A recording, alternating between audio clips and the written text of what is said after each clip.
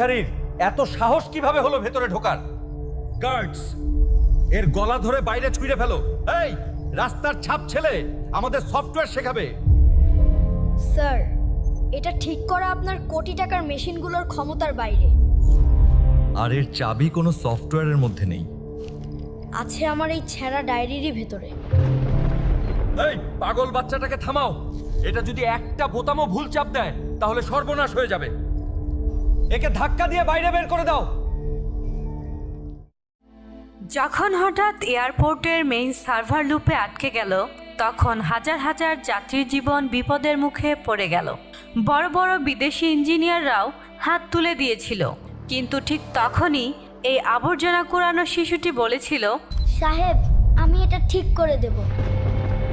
প্রথমে সবাই তাকে নিয়ে হাসাহাসি করেছিল, তাকে ধাক্কা দিয়ে বাইরে বের করে দেওয়া হয়েছিল, কিন্তু